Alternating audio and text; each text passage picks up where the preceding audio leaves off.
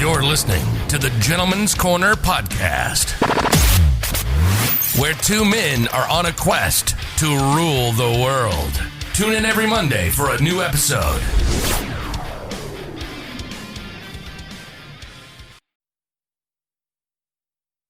Woo, another episode. We're at number 12. We got 71 subs. How's your day been? It's been good. Kind of Good long, stuff. but not bad. You know what?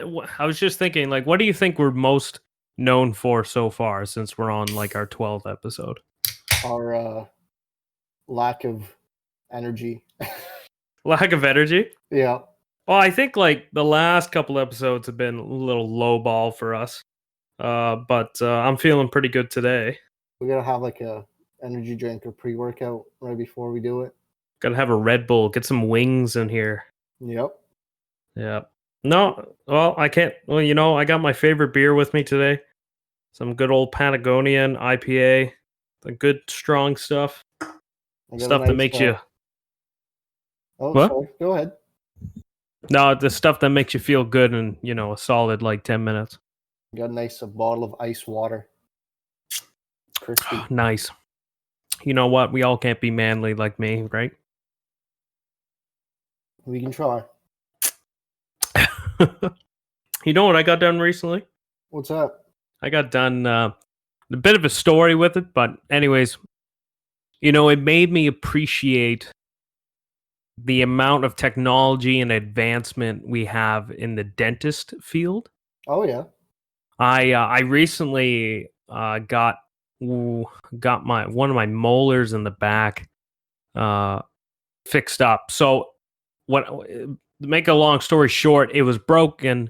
It got fixed temporarily because I need a crown to do a more permanent job, and a crown is essentially just kind of a strong shield that goes around your tooth. And you know, I don't know any technical side of it, but anyways, about to get it fixed. COVID happened. Appointment had to be pushed. My tooth broke again. But I already had the root canal, and I know most people probably know what a root canal is. It's not fun. Nope. No, not fun. Have you had one? Yeah, on my front tooth. Oh, fuck. How's that even done? I'm not even sure. I just know they got a drill, take the nerve out, and then they fill it. Yeah, they use these little, like, tweezer-like... Oh, Jesus. I don't even know what they're called, but they're very fine utensils. Oh, man. My root canal went horrible. Like, they couldn't numb the nerve. They could numb everything else, like all around my tooth, my gums, and everything. But for some reason, the nerve in the tooth, or at least that's how it felt like. You know, it's not like I was looking. But I could feel a sharp pain, and I started sweating, grabbing up the thing, and I finally told them, I can feel everything. They're like, oh, why didn't you say anything? I just didn't want to seem like a bitch. But anyways, yeah, my root canal went horrible. And they numbed the nerve, and then it was good. But it was a lot of pulling and pushing, and they were having a hard time in there. Like, it took longer than expected. Yeah, that's not good. But anyways, I got my tooth fixed again. But don't need another root canal in the same area, of course. But what they had to do for the crown to work, they had to cut around my gum and cut a bunch of other gum off or something like that, and then fix the tooth, take out all the weak stuff, and check out the crack in my tooth. And if it was too deep, then I'd have to lose the tooth. Which I was kind of tempted in the beginning just to say, fuck it, get rid of the tooth. Because it's my very back molar. It wouldn't really do much for effect of my whole teeth. But anyways, I went with the option of trying to keep all my teeth because I'm still young. And anyways, it took a while. I'm all stitched up. I'm surprisingly, I feel pretty good, you know, knock on wood. It stays that way. I got some antibiotics, got some pain meds. I got some really good pain meds issued to me or prescribed, so I haven't had to touch them yet, thank God. But that made me really appreciate like where we are technologically when it comes to like that kind of stuff. Because I remember hearing stories from my parents saying, you know, some dentists didn't believe in numbing the area. Oh yeah, that's nuts. And I'm like, what the fuck? So I remember my mom telling me like she had to suffer through because they didn't believe it. And I'm like, what the fuck? They didn't believe in numbing the area. No, it's better for them to be in pain. They heal better afterwards. I'm like, what the fuck? Yeah, makes sense. That's gonna be my line tonight. He's like, what the fuck? What the fuck? But I'm Well, feeling pretty good, as you can tell. Yeah, so seeing the dentist isn't fun. And the way I even broke that tooth, it wasn't because I wasn't taking care of it. I fell in a fucking hole. I think I told you the story before. I fell in a hole.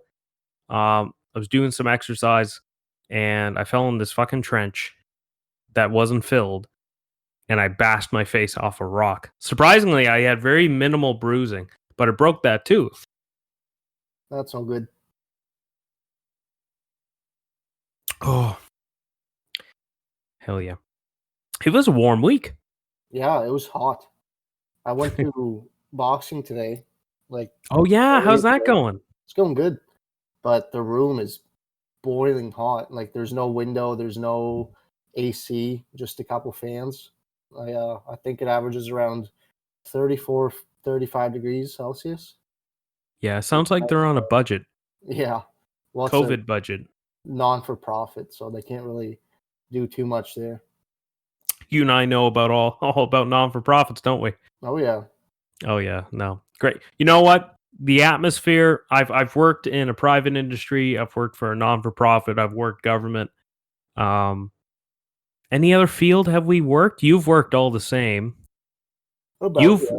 you've worked for a school. I'm not even sure what that's considered. Was that unionized? I'm not sure. I Okay, I don't don't think think so. No, I don't you think so. no, I don't think so.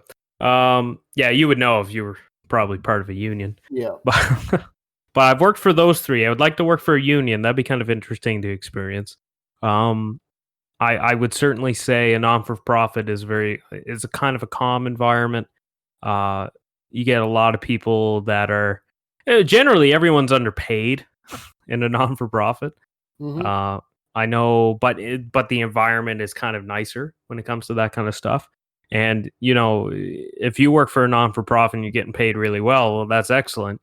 But even if you look up certain percentages of wage gaps, depending in the job area, non for profits are kind of on the lower end. And it makes sense because a lot of it is either government funding, donations, stuff like that. So, like a church is a non for profit and they rely on donations and government support Yeah. somewhat, or taxation or something. I'm not really all too sure of the method, but I've heard those terminologies go around for non profit. Mm-hmm. Yeah, and then private business is private business. Everyone's worked at Walmart or something. I've worked at Walmart, believe it or not. What's the what's the lowest end job you've ever worked? Uh, honestly, just security. I don't think I've worked any less than that. I guess I was at the bottom of the totem pole. I would say like I worked at Walmart for 3 months and I couldn't handle it anymore. That was it for me. So Walmart, it's funny because I worked with really interesting people with really interesting backgrounds, ranging from they had a hard life and now they're here and they're trying to improve themselves. I'm here and this and that. I'm actually doing well. I'm just kind of a stay at home mom. I've heard all the stories, and every employee I worked with at Walmart were really genuine people. Like if you had a problem and wanted to talk, they would listen. I was really lucky when I worked there. I had those kinds of employees there. That's And good. even the management was surprisingly supportful and totally down to help their employees. I was really, really surprised. I didn't go in the Walmart thinking that was going to be a thing. Mm. But the thing is, Walmart doesn't enforce that. It comes from the people itself. Like if they are generally good people that want to make a good environment, then yeah. Well, that's But the same with any job, really. Like our current job, we used to have a lot of good switched on people, and then they went their own different paths. Yep. Now, when the good people leave, the new people might not be as good, so the Yeah. environment really changes. It certainly does, because I have visited that Walmart I worked at. I was just a cashier, and the Walmart I went back and I visited like old employees, and I am every time I go back, because it's in another province there. Every time I go back, there's less and less people that I know. And Mhm. now I think if I went back, there's only one person, and it's just because she's at a retirement age. She just wants extra money. Uh, her name is Beth, but yeah. So like, I don't know. It's surprisingly, I had a great time with the people there. I had a great time with the employees. I just hated the job in general. Customer service at that kind of a level, I didn't find enjoyable. But No, I certainly learned a lot.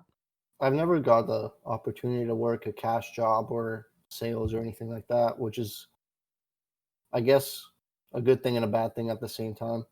It's kind of like I've never worked at McDonald's, Yeah, I've but applied, apparent. but never worked. Oh, you applied. You never got the job? No, they called me in for an interview twice, Oh, but at the end, I'm like, do I really want to? I'd rather starve a little. Yeah. That's a whole nother level of customer service. Like Walmart, that's a level two, but McDonald's, fast food, like God bless the people in there. I couldn't do the job. I think I could. I feel like I could do better than that. So, Oh, high and mighty. yeah. I'm joking. No, like I understand what you mean, and I'm sure a lot of other people are going to watch this and be like, I get that. I've never applied fast food because I don't believe I could do it. Not for the fact that I couldn't physically do it. Anyone can physically do it. It's just emotionally, like I wouldn't be able to do it, because I'd be like, why am I here? I don't want to deal with all these bad customers with short temperaments, feeling like they need 5-star service, but they're paying 1 star. They're paying 1-star levels. You know what I mean? Yeah. And Walmart was kind of that way too. I remember what ended it for me. There was a lady that came in. I had the early morning shift, and she came in. She's like, "Why isn't there any loose leaf for school?" I said, "Unfortunately, ma'am, we sold out yesterday." Well, an establishment like Walmart should have more loose leaf. You should bring that up to your manager. So it was kind of like a Karen scenario. It was an older lady with short hair, bitching and complaining about not having loose leaf. And it's funny because at the end of it, she slightly apologized because I stopped looking at her. I don't know why, but I just felt like I don't want to get the negative energy off you. So Mhm. I just kind of said, just get this customer through and go through the day and try to make it till 12 o'clock, and then I'm off. We probably Um, shouldn't use the term Karen anymore though, because I guess there's a Karen. Forgot where from, but she's offended that the she's meme offended. started. She said it was funny at first, but then it started affecting her. So, Oh God. yeah, Does she look like a Karen? I don't know. I didn't look too much into it. I just heard about it.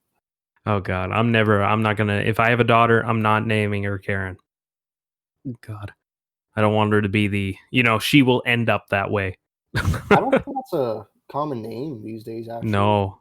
I don't know. I don't think so at all.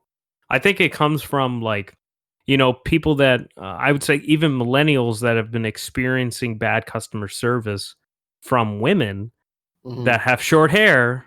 I'm guessing there has been an abundance of that specific bad customer.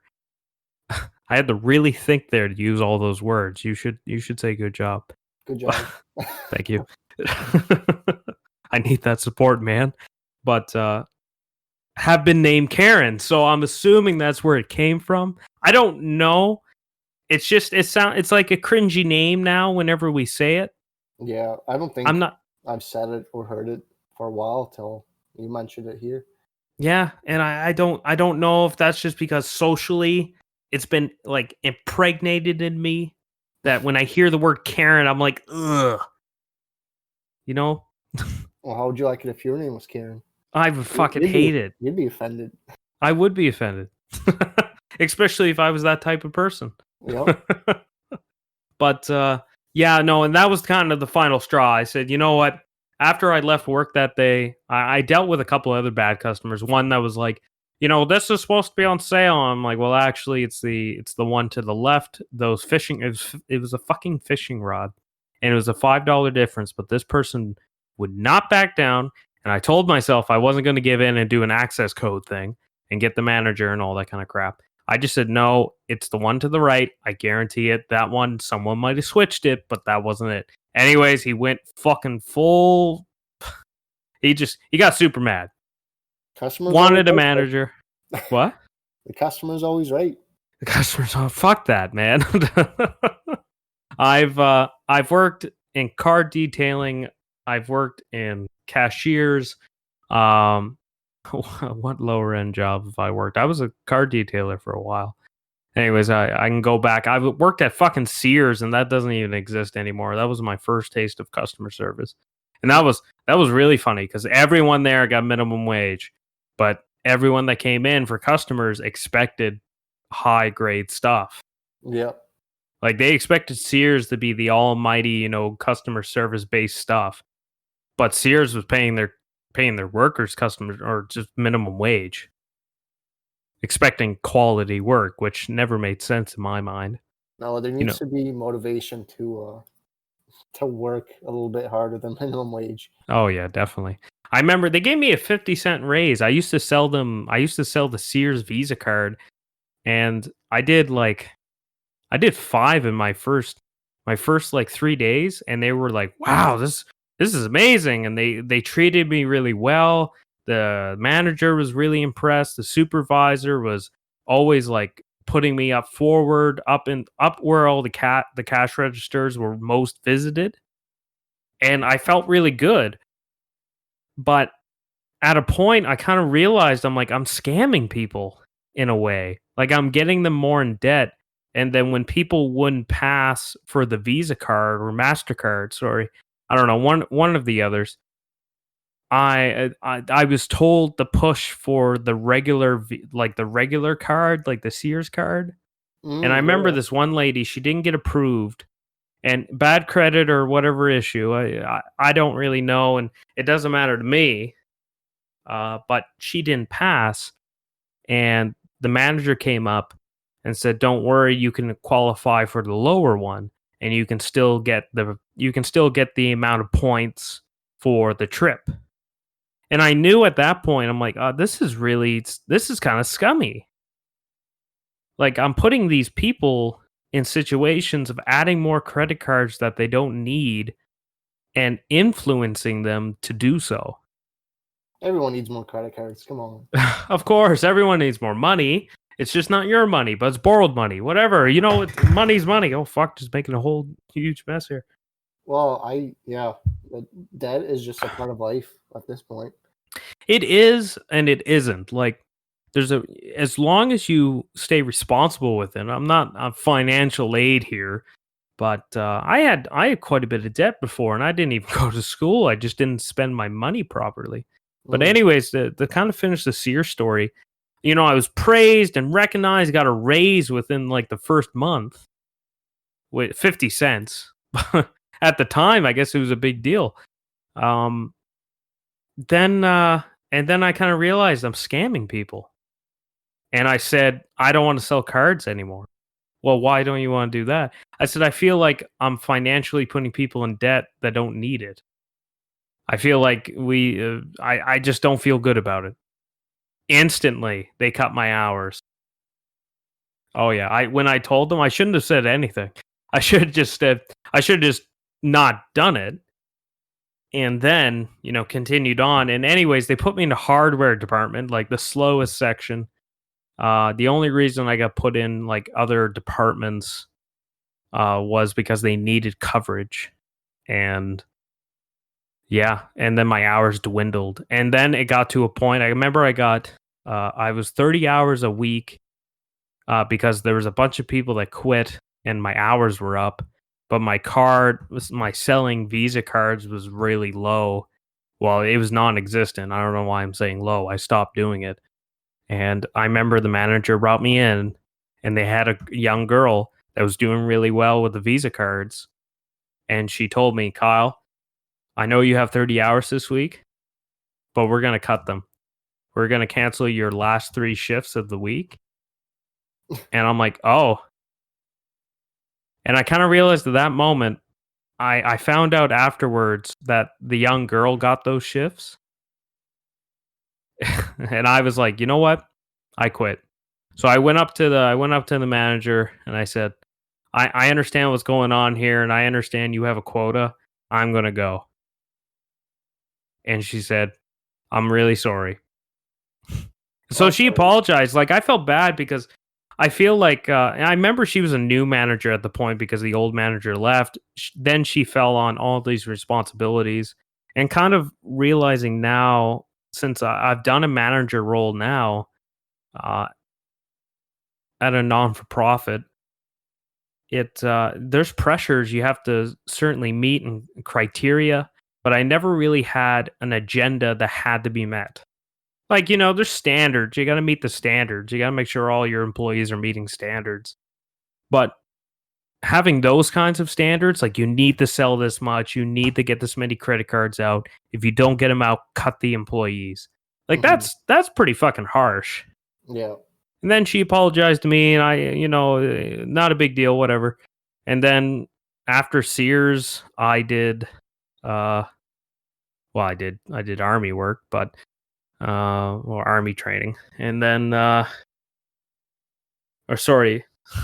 Sears, Walmart, army training. That's how it went. Yeah.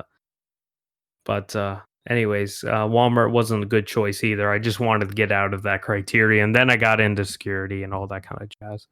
But enough about me. Like, you did security. Yep. That wasn't too bad. Still doing it. Still doing it. Yeah. Oh, look, we're learning more about you. Yeah, little by little.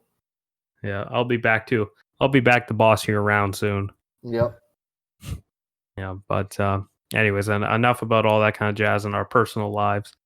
Yeah, that was my story about like working those jobs. I don't know. It's a shame you never worked them. You don't have to. You can't really express the type of environment you had to work in with that. It's not fun. It's a lot of customer service base. It's low paying. I don't know. That's all I can really say about it. I hope people that get into it grow and they pursue what they really want to do.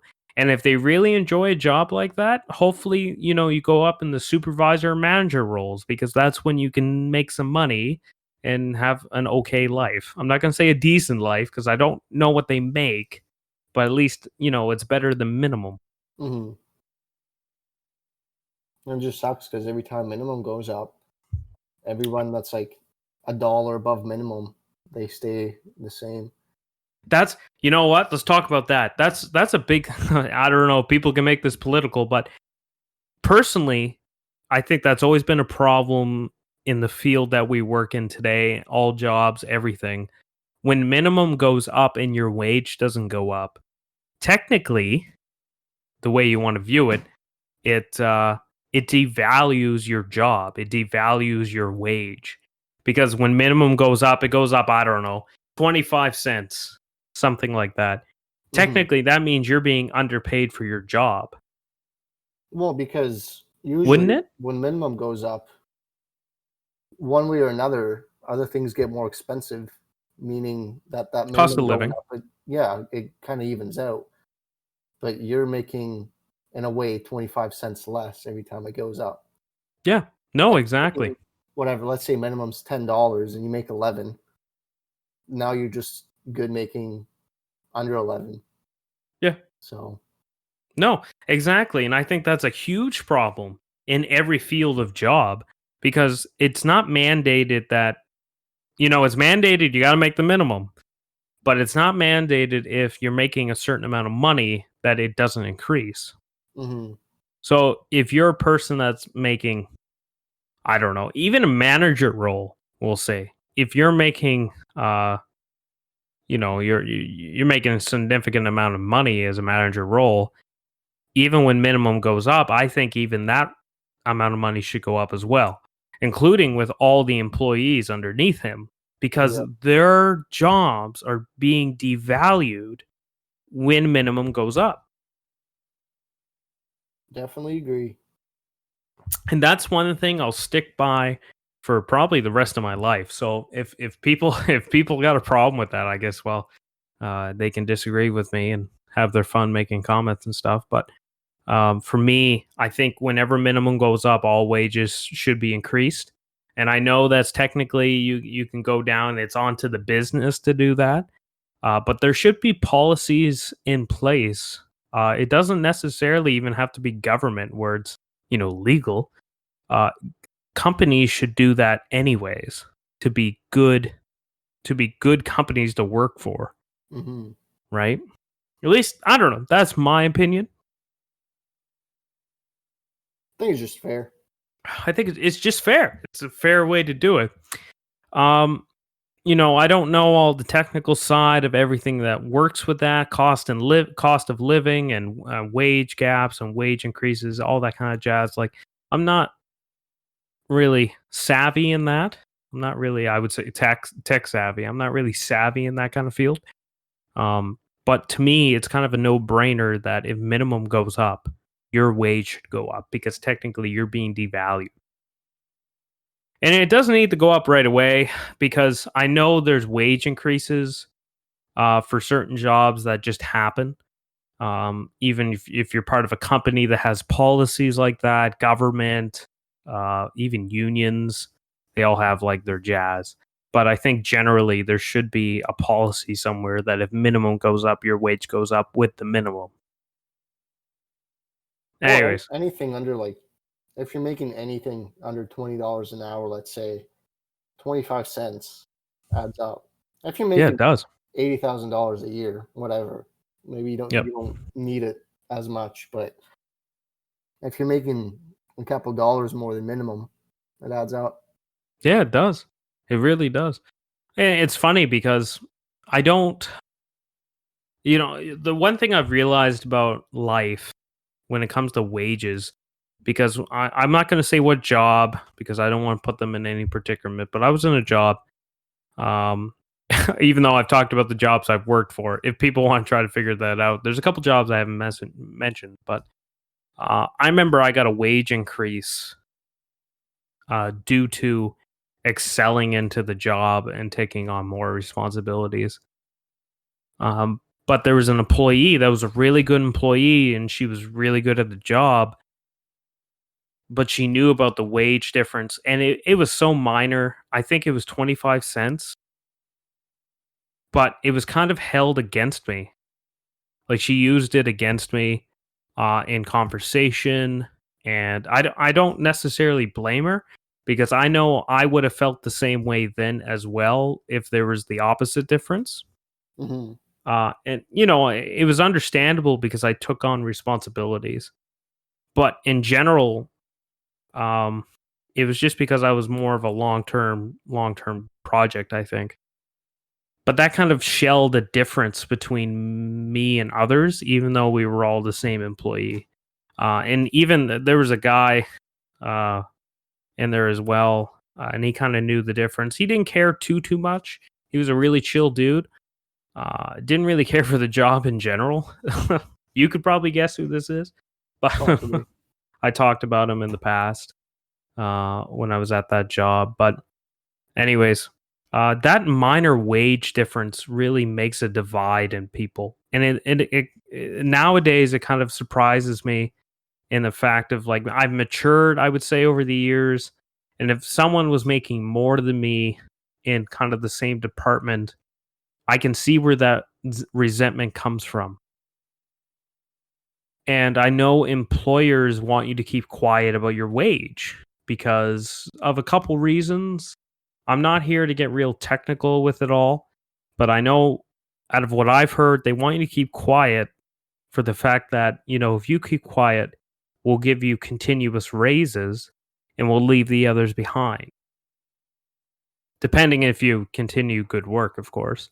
Hmm. And they don't want to be used against, and I've been in that scenario where I found out other wages actually, and I've used it against my superiors of saying, I know they make this amount and I do this much work. It doesn't make any sense. So what's the difference here? And, negotiating is a big part of that. Negotiating when you first come into a job, negotiating with a new position to really solidify, what you can get out of it. It's kind of like, well, it's like buying a car. You can pay what the price is asking, or you can get a better deal. You just have to find certain ways to do that. But But some jobs, you don't even know what you're making. Like I find if you go job searching, the majority of them, if they're more than a cashier position or whatever, don't even have what you'd be making. So you're just kind of applying blind and having to talk at the interview. yeah, and that's really stupid, I think. I Well, think if yeah. they're posting a job, they should say how much is this job worth to them. Well, it's almost competitive at the same time because why would I apply for a cook at $5 an hour when somebody else is posting it for $10 an hour? Yeah. No, exactly. And it's funny because usually really big companies or government, they'll plain out tell you how much you're making. Hmm. But when it's like medium range, kind of like a cook, server, stuff like that, they won't talk about the wage in the beginning or in the ad because they Yeah. want to get the interview, they want to get you kind of hooked, and then they'll do an offer, and that's when you can negotiate. But right off the bat, they should really post what the minimum for that job is for them. Hmm. It might not be minimum wage, it might be just $2 above, $3 above, but they really should post that right off the bat because they're hoping what I understand from that is they're hoping um, you don't question it or ask about it because most people won't because they're Really? intimidated by it, and I'm not really sure if that's the right word for it. And it's kind of a shame because you can really get yourself a better deal if you're more than willing to talk about it. It's kind of like negotiating for a car. Some people are very uncomfortable with conflict. And it is kind of a conflict scenario. It's not that bad of a conflict scenario. It's just getting over that hump to kind of deal with it. Yeah. Well, you're not hurting anybody by asking. It's not like you have the job and asking later down. Yeah, they offer to you, and you can say, I'm wondering about the wage, because sometimes I know in my scenario, I didn't even know the wage going in. I just took the job. I've done that twice. I just said, "Oh, I got the job. Perfect. I'll come on in." And then you see the paperwork, and it says how much you will make and everything else. So it's funny. It's kind of in a way, I think personally, I think it's a bit of a tactic for them to benefit and save money by not showing it and seeing if they just take the bait because they Mhm. might just take the cheaper option as well. But Yeah. that's, there's a way around that too. If they offer you the job, you negotiate a wage. Then, technically they do want you, and if they did offer the job, you can negotiate the wage, and then they have a choice to say yes, it is negotiable, or no. And then you can deny the job or take it. It's just Yeah. a shame to go in with not having the knowledge of the wage for that job and then having to do that afterwards because it's kind of a waste of your time and their time. Oh, definitely. So Like if that's the you're problem with that. Yeah, like if you're buying a car, for example, and your budget is $100, you're not gonna go around looking at cars that are unpriced, but you do a test drive, spend a whole day and a half talking to the salesperson. He's like, "Oh, Yeah. $5,000." That's a pretty big gap from 100 to 5,000, but anyways. Well, that's the same as looking at unpriced jobs. You Yeah, don't know no, in a what way, people. yeah, no. Like I think we all get what you mean, but I yeah, was you're actually exactly. I would never go see a car if I didn't know the minimum price of what they want to sell it at, I was or at at a least restaurant this morning, and yep. online menu has no prices. So Really? yeah, that's kind of the prices were at the menu inside, Oh, but they don't tell you beforehand. So kind of the same that's thing. stupid. Well, it's a pricier restaurant when there's no prices on the menu. Oh yeah, yeah, because you and I are millionaires and we go there all the time. Well, it was I've actually never seen a restaurant like that, but you tell me about it afterwards. mm-hmm. That's stupid. Yeah, I would never see a car if I didn't know the price. But it's funny because we'll accept that for job. Yeah. And I think it's just a mature thing to do. The job, hey, this is what we have for the job. Here's the details. Here's the price of what we're willing to pay. At least at a minimum, we're willing to pay this. And sometimes what I like about jobs is we're willing to pay from like $1 to $3. I know we're using like really stupid numbers. That's not what what we actually mean, but use it as an example, like $1 to $3. I like that because that means, okay, if you're really experienced and you can prove it, you can get the $3 mark. But hey, if you're brand new and out of school, yeah, you're only going to get the minimum. Yeah, I agree with that. If you have a I think estimate or something like that, where you have an idea of what you're walking into. I think that's a great way to do it. Here's the minimum, here's the maximum. Hey, if you did a job in the past, you can get the medium. Yeah. Medium rare, but yeah, medium rare. But I like my steak raw, but that's a side note. How do you like your steak? I'd say medium rare. Oh, medium, yeah. Rare. Safe answer.